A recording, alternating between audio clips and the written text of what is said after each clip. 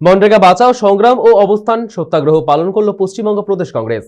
কলকাতার গান্ধী মূর্তির সামনে থেকে শুরু হয় তাদের অনুষ্ঠান। এদিন রাষ্ট্রপিতা মহাত্মা গান্ধীর মৃত্যুবার্ষিকী উপলক্ষে তার মূর্তিতে মাল্যদান করেন প্রদেশ কংগ্রেস সভাপতি শুভঙ্কর সরকার, প্রাক্তন সাংসদ ও প্রাক্তন সভাপতি প্রদীপ ভট্টাচার্য সহ কংগ্রেস নেতৃত্ব। জাতির জনক মহাত্মা গান্ধীর মূর্তিতে মাল্যদানের মাধ্যমে অনুষ্ঠানের শুভ সূচনা করা হয়। এদিন গান্ধীজি চক্র চালিয়ে শ্রদ্ধাঞ্জলি নিবেদন করেন প্রদেশ কংগ্রেস সভাপতি শুভঙ্কর সরকার। এদিন তিনি অভিযোগ করেন যে বর্তমান কেন্দ্রের সরকার একদিকে ইতিহাস বিকৃত করার চেষ্টা করছে, আবার অন্যদিকে গান্ধীজির নাম ইতিহাসের পাতা থেকে মুছে দেওয়ার চেষ্টা করছে, কিন্তু তারা কোনোদিনই সফল হবে না বলে দাবি করলেন তিনি বর্তমান সরকার গান্ধীর নাম মুছে ফেলার চেষ্টার অচিরেই ব্যর্থ হবে বলে জানান কংগ্রেস পক্ষ।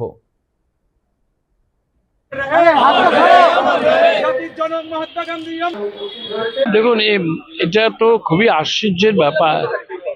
মনরেগার নামটাকে পরিবর্তন করা হয়েছে। গান্ধীজি জীবনাদর্শ যারা পড়েছেন, রবীন্দ্রনাথের জীবনাদর্শ যারা পড়েছেন, তারা সকলেই জানেন যে গ্রামীণ বাংলা, গ্রামীণ ভারতবর্ষ যদি উন্নত না হয়, দেশের সার্বিক অর্থনৈতিক উন্নয়ন, আজকের যে সরকার রয়েছে ক্ষমতায়, তারা গ্রামীণ অর্থনীতিকে সংকুচিত করছে। তারা সম্পূর্ণভাবে নির্ভর করছেন কার উপরে নির্ভর করছেন? বড় শিল্পের উপর নির্ভর করছেন, কর্পোরেট শিল্পের উপরে সম্পূর্ণ নির্ভর করছেন। তারা মনে করছেন দেশের অর্থনীতি কর্পোরেটের সাহায্যে নতুন করে তৈরি হবে, নতুন বুনিয়াদ তৈরি হবে। এটা কিন্তু ভুল ধারণা।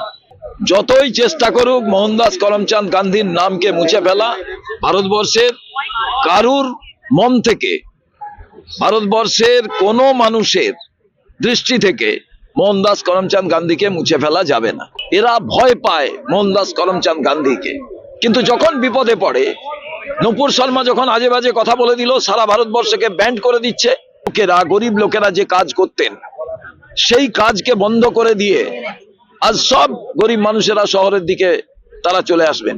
এই যে জায়গাটা, এরা গ্রাম্য অর্থনীতির ক্ষতি করলেন, বাংলার ক্ষতি করলেন। আমরা যেদিন ক্ষমতায় আসব, আবার মোহনদাস করমচাঁদ গান্ধীর নাম লেগে যাবে,